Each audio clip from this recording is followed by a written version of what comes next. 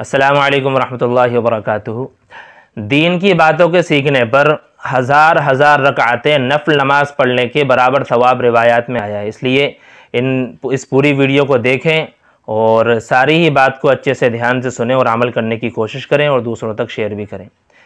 जहाँ कहीं भी मुसलमानों से मुताल्लिक़ कोई भी मामला आता है, चाहे वो किसी भी मुल्क, किसी भी स्टेट, यहाँ तक कि किसी बस्ती से भी अगर कोई वाक़या आया है और जिसमें मुसलमानों का कोई एंगल है, तो वहाँ पर मुसलमानों को छोड़ करके इस्लाम को बदनाम किया जाता है। और ख़ास तौर से हमारे यहाँ की मीडिया तो सीधे इस्लाम पे ही टारगेट करती है।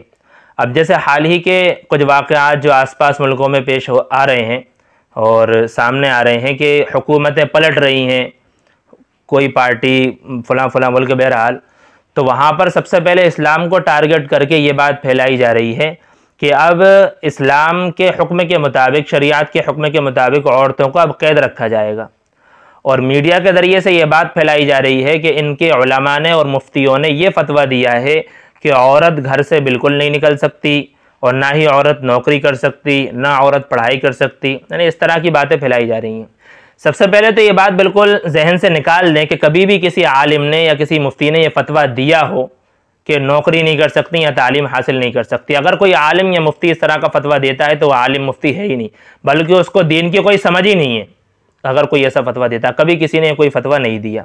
बल्कि लड़कियां, औरतें घर से बाहर ज़रूरत के वक्त निकल भी सकती हैं, नौकरी भी कर सकती हैं और तालीम भी हासिल कर सकती हैं, लेकिन उसके कुछ शराइत हैं, उनको मैं इंशाअल्लाह आगे जिक्र करूँगा। और एक मुसलमान होने के नाते कुरान और हदीस में बताए हुए जो भी अहकामात हैं वो तो हमारी सर आँखों पर होना चाहिए कि जो भी बातें वहाँ से आ रही हैं हम उन पर इंशाअल्लाह मुस्तकिल तौर पर, पूरे तौर पर अमल करें। उससे पहले इस बात को जहन में रखें कि शरीयत मुताहरा में कस्बे माश और कमाई धमाई की जिम्मेदारी ये सिर्फ मर्द पर रखी है, औरत पर नहीं रखी। चुनांचे जब तक औरत की शादी नहीं हुई, लड़की की शादी नहीं हुई, जब तक उसका खर्चा उसके बाप के ज़िम्मे है। बाप ना हो तो भाई, दादा वगैरह, माँ जो भी हैं रिश्तेदार, उन लोगों पर उसका खर्च का ज़िम्मा है। और जब शादी हो जाएगी तो फिर शादी के बाद उसके खर्च का ज़िम्मा शौहर पर है।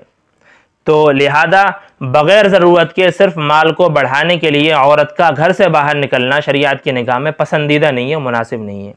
लेकिन कभी ऐसा हो कि बहुत ज़्यादा ज़रूरत हो। ज़रूरत कैसी हो? मिसाल के तौर पर शौहर लापरवाह है, बहुत ज़्यादा सुस्त है, मत कमाऊ है, कमाई नहीं करता, या औरत बेवा हो गई है, या जितना खर्च हो रहा है उतनी कमाई नहीं हो पा रही, तो फिर ऐसी सूरत में ज़रूरत के मौके पर घर से औरत बाहर निकल सकती है। लेकिन उसके लिए कुछ शराइत हैं। क्या शराइत हैं? जो भी शराइत मैं आगे जिक्र कर रहा हूँ सारे कुरान और हदीस से साबित है। मैं इंशाअल्लाह हत्तल इम्कान उनको वहाँ पर जिक्र भी करूँगा। जैसे अगर औरत घर से बाहर निकल रही है किसी काम के लिए, तो सबसे पहली शर्त यह है कि वो काम खुद ब खुद जायज़ भी हो, वो काम कारोबार जायज़ हो। दूसरी शर्त यह है कि तमाम तर जितने भी पर्दे की और हिजाब की जो भी सूरतें होती हैं उन तमाम ही को इख्तियार किया जाए, यानी हिजाब, पर्दा अच्छे से इख्तियार किया जाए, क्योंकि कुरान शरीफ में पर्दे का हुक्म है साफ साफ।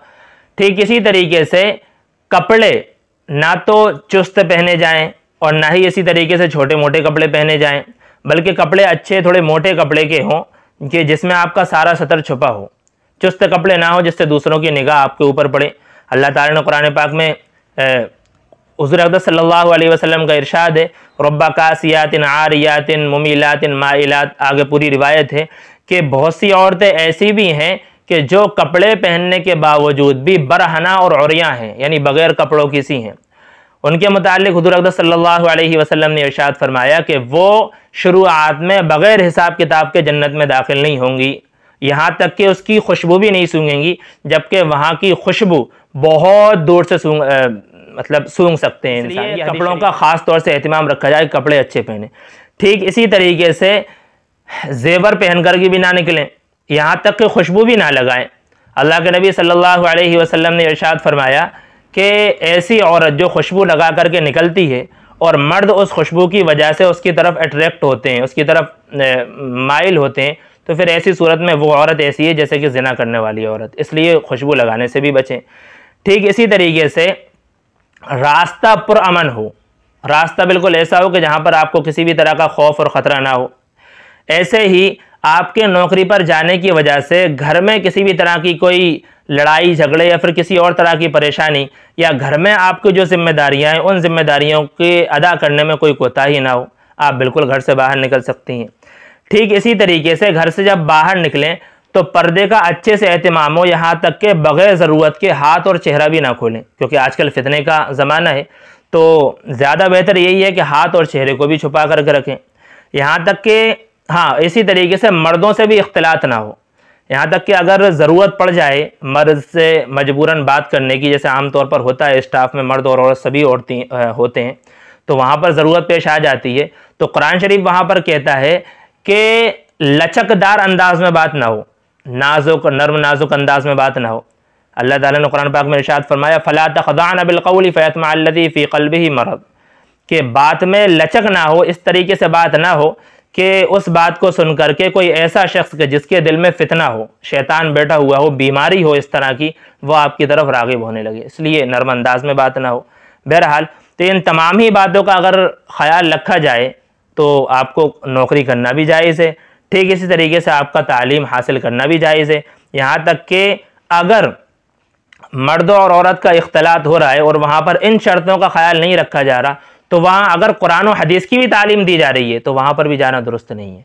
तो याद रखें, ऐसा कोई फतवा नहीं है कि आप तालीम हासिल नहीं कर सकती या फिर नौकरी नहीं कर सकती, शर्तें हैं। और एक मुसलमान होने के नाते हमारी ये ज़िम्मेदारी है कि हम इन बातों को जो कुरान और हदीस से साबित हैं इनको माने भी। और याद रखें, हमारा तो अल्लाह ताला पर यकीन है, अल्लाह ताला ने खुद ही फरमाया है कि जितने भी ज़मीन पर चलने वाले मर्द और औरत, यहाँ तक के चौपाए हैं, उनकी भी रिस्क की ज़िम्मेदारी अल्लाह ताला ने लेकर के रखी है। तो सब्र रखें और जितना अल्लाह ताला ने दिया उसका शुक्र अदा करें। और ये पहला पार्ट था जो जिस तरीके से इस्लाम को बदनाम किया जा रहा है औरतों के ताल्लुक़ से, ये पहला पार्ट था।